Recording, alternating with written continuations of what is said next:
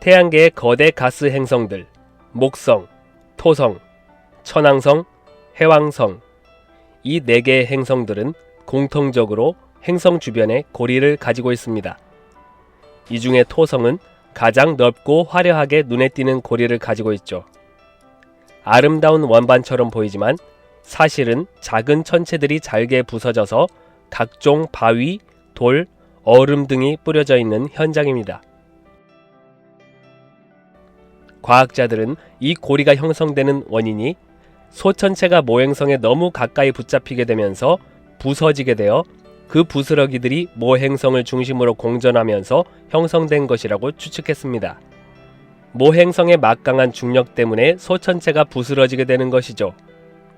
그런데 이러한 고리 형성 이론이 잘못되었을 수도 있다는 것을 증명하는 이상한 천체들이 있습니다. 중력이 큰 목성형 행성들 뿐만 아니라 아주 작은 소천체들 중에도 고리를 가진 것들이 발견되어 왔는데요. 그 중에서도 가장 이상한 고리를 가진 천체가 있습니다. 심지어 이름까지도 이상한 콰오아라는 소천체를 보겠습니다. 콰오아는 해왕성의 궤도보다 바깥에 있는 카이퍼 벨트에 존재하는 작은 천체입니다.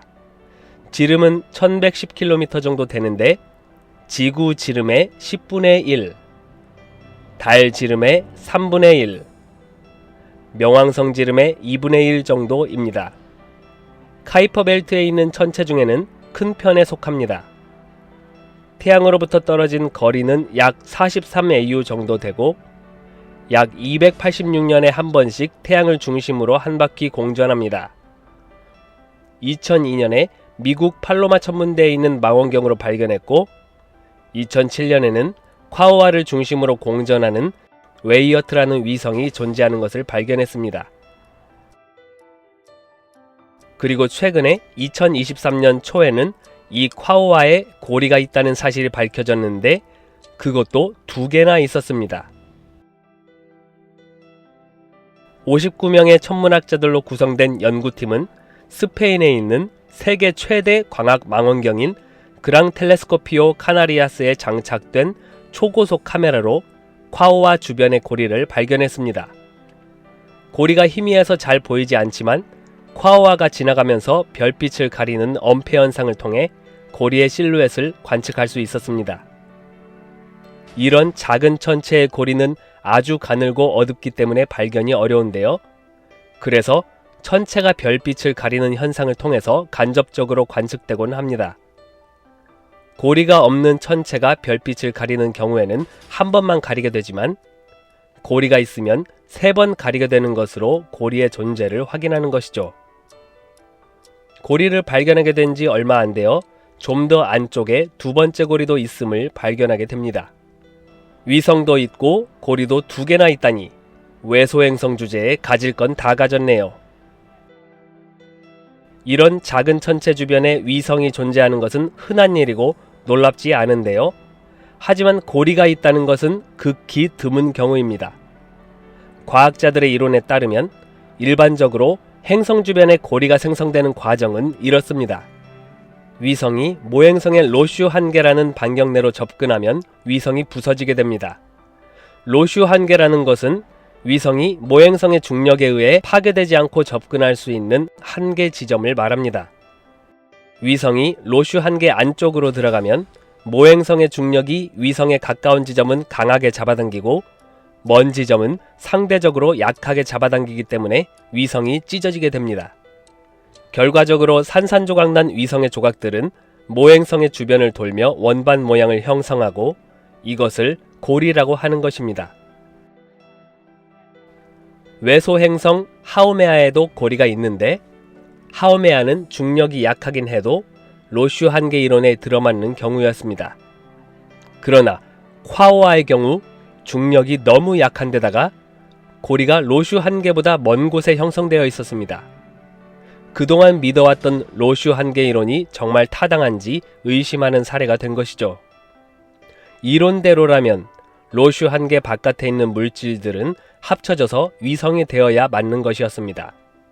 하지만 콰오아의 주변 물질들은 어떻게 된 일인지 고리로 남아 있었습니다. 이탈리아 국립천체물리학연구소의 천문학자인 지오바니 브루노는 이것에 대해 말했습니다. 이번 콰오아에 대한 관측 결과로 행성체의 로슈 한계 안에서만 고리가 존재한다는 이론은 수정해야 한다. 콰오아의 고리에 대한 연구로 네이처지에 게재된 한 논문에서도 고리가 형성되는 현재의 이론에 대해 의문을 제기한다고 했습니다. 콰오아의 고리는 로슈 한계보다 2배나 더 먼 거리에 존재합니다. 따라서 이번 발견은 고리가 형성되는 이론을 수정해야 할 필요성을 촉구하고 있는 것입니다. 이 논문에 대한 네이처지의 다른 리뷰에서도 어떻게 콰오아의 고리를 형성하는 물질들이 뭉쳐지지 않고 존재하는지 의문이라고 했습니다. 논문의 저자들은 로슈 한계 이론을 보조할 수 있는 새로운 이론들을 제시하고 있는 상황입니다.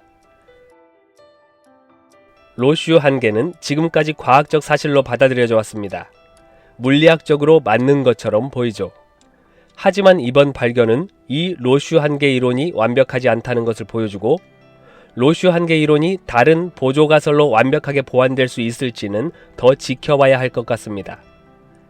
만약 로슈 한계 이론에 너무나 많은 부가적인 설명들이 추가된다면 자칫 로슈 한계 이론 자체가 폐기될 수도 있다는 상황까지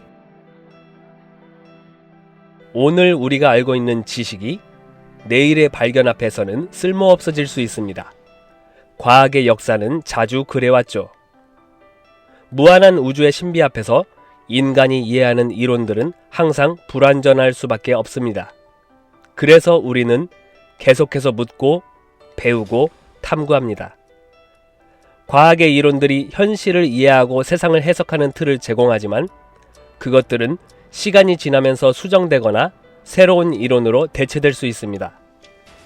이러한 불완전함 속에서도 과학자들의 열정과 노력은 인류의 지식과 이해를 넓혀가고 우리가 살아가는 세상을 더욱 밝고 아름답게 만드는 것 같습니다. 이것이 바로 과학의 진정한 아름다움이며 그 불완전함 속에서도 감동을 느낄 수 있는 이유가 아닐까. 저는 그렇게 생각해 봅니다.